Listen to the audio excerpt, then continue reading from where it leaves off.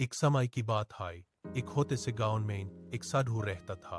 लोग उसको मनहोस साधु कहकर बुलाते थे। उनका मानना था कि जो भी सुबह उठकर सबसे पहले उसका चेहरा देख लेता है, उसका पूरा दिन खराब हो जाता है। किसी का व्यापार में नुकसान होता, किसी के घर में हगदे हो जाते, तो कोई बीमार पड़ जाता। इस वजह से पूरे गांव के लोग उसे दूर रहते थे, रास्ते बदल देते और उसे बात नहीं करते थे। साधु यह सब दिखाकर बहुत दुखी रहता था, पर कुछ नहीं कहता था। एक दिन यह बात राजा के कानों तक पहुंची। राजा विवेकी शासक था, अंधविश्वास में नहीं मानता था।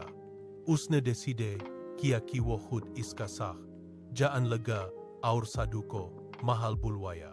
राजा ने साधु को रात को अपने पास ही कमरे में रुकने को कहा।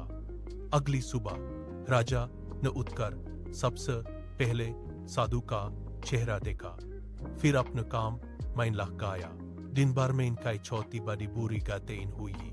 खाना देर से मिला, मंत्रियों में बैसन फीफद हुआ और घुड़सवारी में राजा के पैर में हल्का घाव भी लग गया।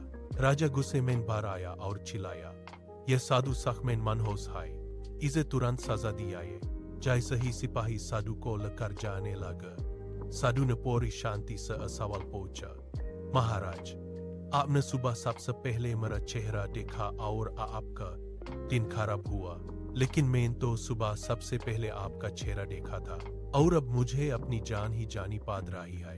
अब आप ही बताएं, आखिर मनहूस कौन हुआ? शेख, किसी को बिना समझे सुनी सुनी बातों पर जज नहीं करना चाहिए। अंधविश्वास हुमैन हालात फैसले लेने पर मजबूर कर सकता है।